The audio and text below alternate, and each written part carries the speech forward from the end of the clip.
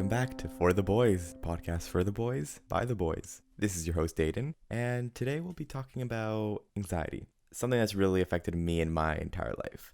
And we're going to be talking about how it affects men in general, how it affects everyone, and really its impact in today's society in general. So firstly, I'm going to be sharing my story. Anxiety is something I've really dealt with throughout most of my life. It's something that the first time though that I really started to realize what I may have inside of me is just anxiety disorder, I guess is what you would call it, is when I was out on an exchange program. Now for my entire life really, I've been dealing with all kinds of really weird issues and pains and all kinds of really weird stuff. We all just always chalked it up to just random little things that didn't actually matter. Like we never thought it would be something big like anxiety, which is now after talking about it and seeing, that's what it really is. So basically how it first started was I was on this exchange program. And I've already been with my host family for around, a month and a half at this point.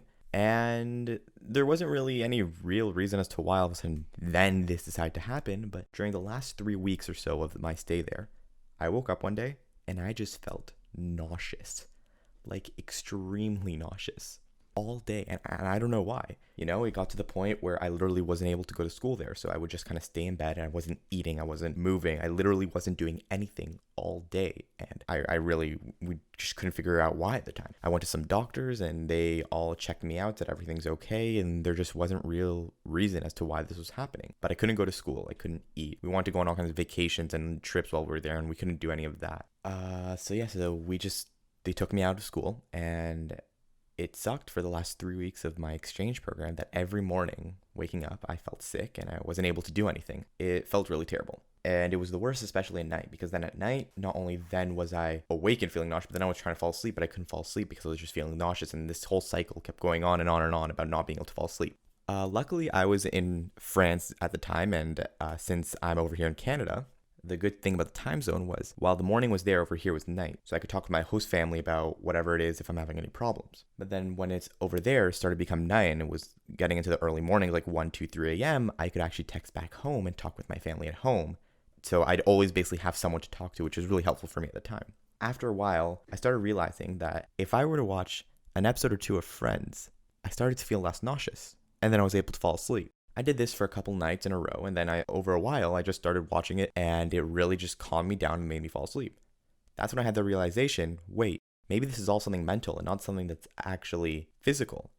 And maybe it's my brain doing stuff on me, which is then affecting me later physically. I spent the next 3 weeks, or the next 2 weeks or so, whatever, just going with this, and it slowly got better. I still really wasn't eating much. I wasn't really doing much at all there, but at least I was sort of a little bit dealing with it.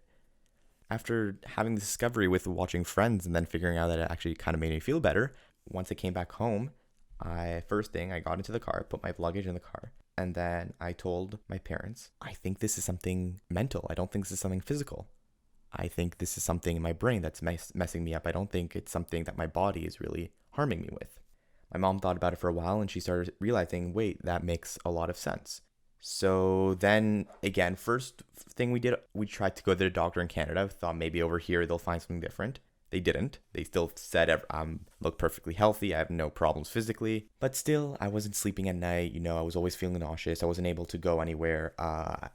Literally waking up for school, I would have maybe sometimes it would take me an extra hour just to get to school because I felt physically nauseous. So then one day I decided it was time for me to go see a therapist.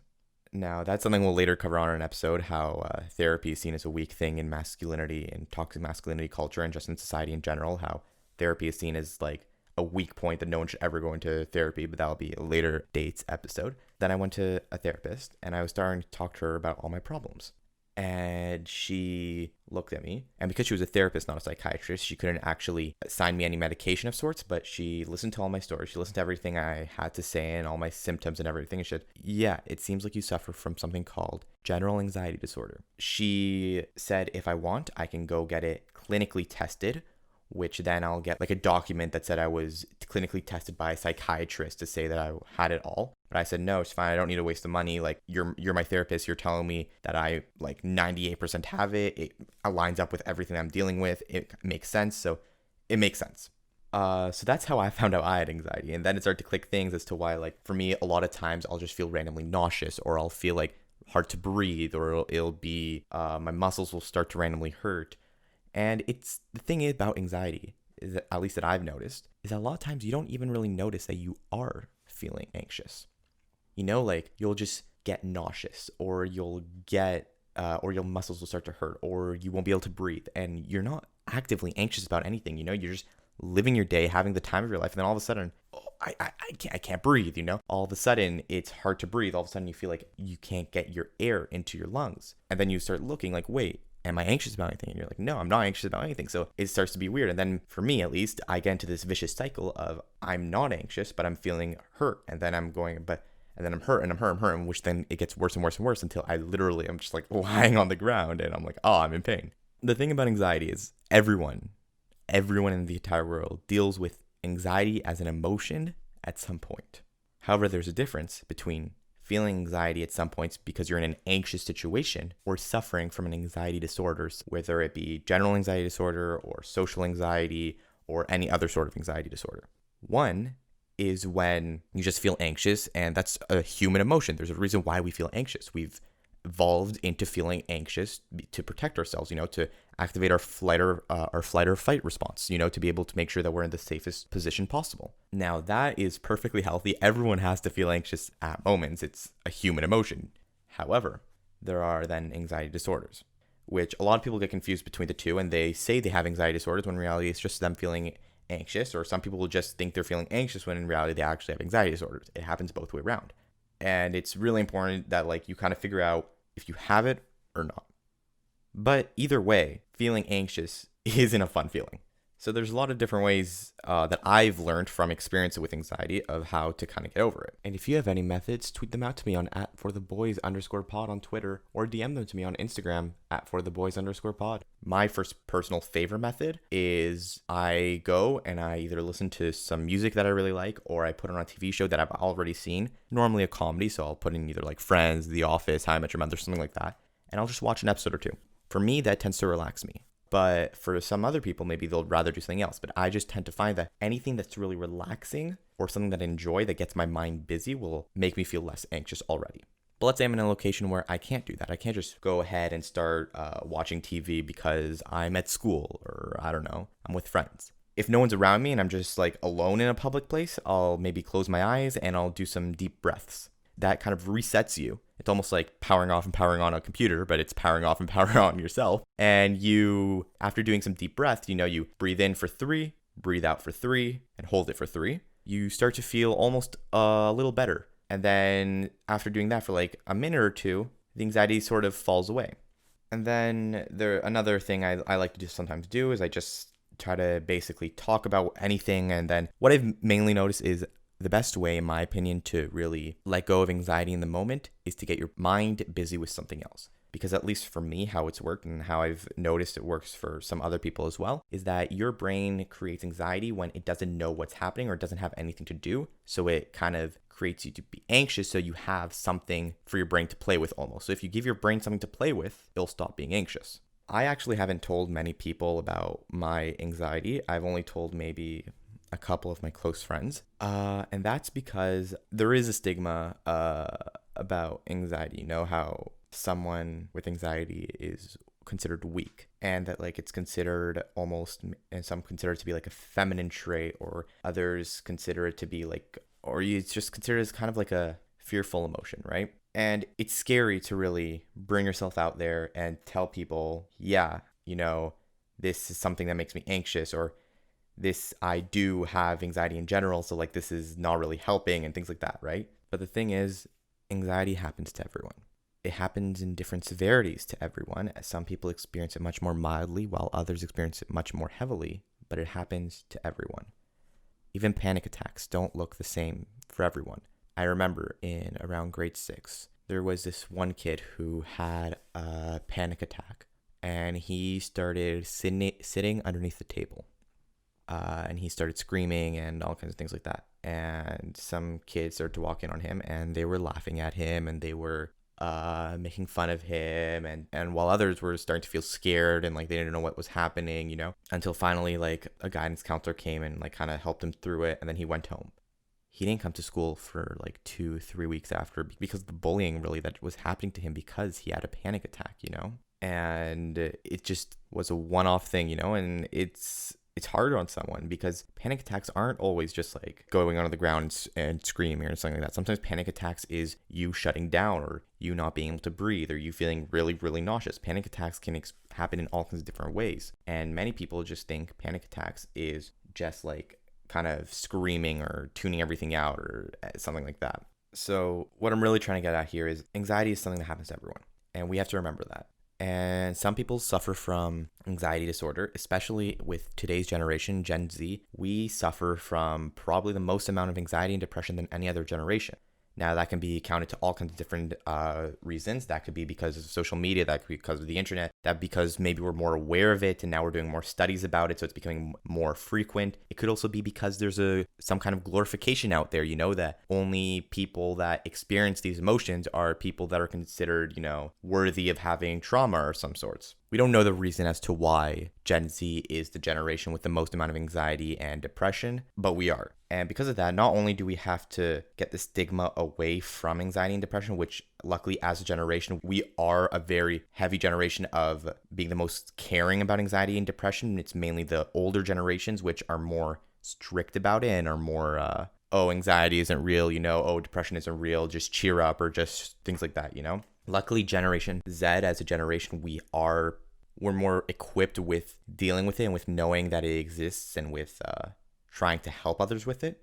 But it's still something that heavily affects people's day-to-day life, and there are ways of dealing with it. I personally, and I could be 100% wrong, but personally, my belief is that as someone who suffered from anxiety, I don't think there is a cure to anxiety. However, that doesn't mean I don't think you can learn how to cope with it and learn how to minimize it as much as possible. But since anxiety is a human emotion, I think if you have it, especially if you have an anxiety disorder of your brain making you always anxious, there's no way to get rid of anxiety. That's like trying to say, I want to get rid of happy. You can't get rid of an emotion. You can learn how to deal with anxiety. You can learn how to deal with it and learn how to cope with it and learn how to minimize as much as possible, but there is no way to really get around it and stop it from ever happening again, So that's why I had those measures that I previously mentioned, and those work for me, and I know they work for some other people, but it doesn't work for everyone. Anxiety is something that's different for every person, and each person has to figure out how they themselves can really improve from it and can really deal with it. It isn't talked about as much, but also men showing that they are anxious doesn't automatically make them feminine, as I said before, I never told anyone that I had anxiety. I suffer from anxiety because I didn't want people to start thinking of me as any less of a man because of it, or any less of a human in general. I didn't want them to start treating me like, we have to make sure that he's always like okay, or we have to make sure, like, no, people with anxiety are still regular people. They just may have some internal things that they have to kind of deal with at the same time. So really, we just have to make sure that we're not treating anyone any differently because of something that they have inside. This goes for anxiety and this goes for depression, which will also be a later episode about how, especially men with depression, it's just terrible for them out there because people just think they can cheer up and all of a sudden it's going to be okay.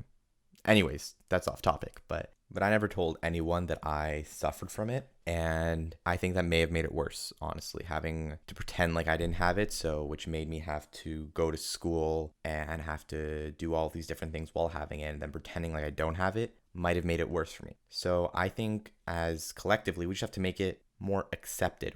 Not to glorify it, because if we glorify it, then everyone's going to start saying, I have anxiety, I have depression, I that. Glorifying it will only make it worse, and then more people are going to either get misdiagnosed or are going to get overdiagnosed. We have to make sure that people aren't glorifying it, but people are acknowledging it, that it's a problem that is being faced, but it doesn't make them any less human. It doesn't make them any less of a man. They can still be a person and suffer from a mental disorder in general. In this case, anxiety. Now, many times, anxiety and depression go hand in hand. It doesn't always. Some people experience both separately, but many times it does go hand in hand. Personally, I've never suffered from depression, which I'm very thankful for, but many people do. And from what I understand, a lot of times it goes, anxiety is telling you, you have to do something. But then depression is telling you, but I don't want to do it, and it's kind of going back and forth, and then it just keeps going worse and worse and worse and worse.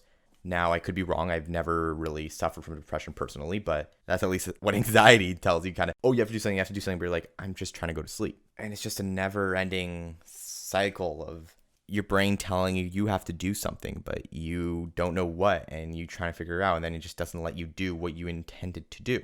My hope from this episode is that we just take out that anyone can suffer from anxiety, no matter how they look, no matter how they feel, no matter how happy, no matter how confident, no matter how whatever they are, everyone can suffer from anxiety. But that doesn't make them any less of a person or any less of a man because they suffer from it. They are just as masculine, they are just as human, even if they have to deal with something that hurts them or something that makes them scared of other things. Just because you're scared of something doesn't mean you're not a man. You're allowed to be scared.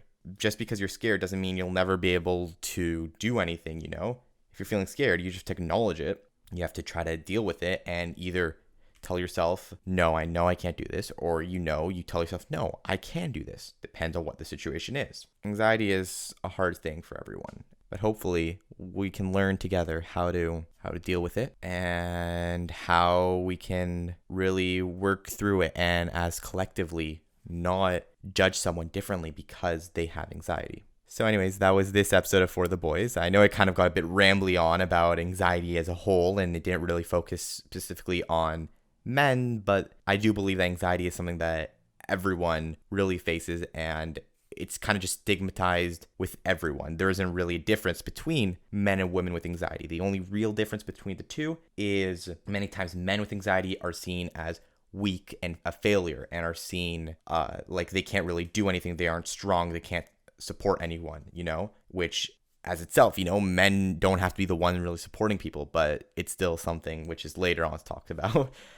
Anxiety is something that everyone feels. So there's no real reason to kind of stereotype it almost as one gender can only feel it. Everyone can feel anxious, everyone can suffer from anxiety. It doesn't make them any less or any more, for a matter of fact. I hope you enjoyed today's episode of For the Boys. It was about anxiety, if you couldn't tell already, which I'm assuming you can for the amount of times I said it.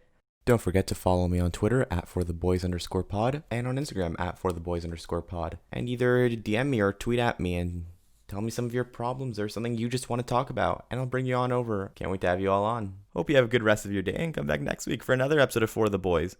Podcast for the boys, by the boys. This is Aidan. Have a great day.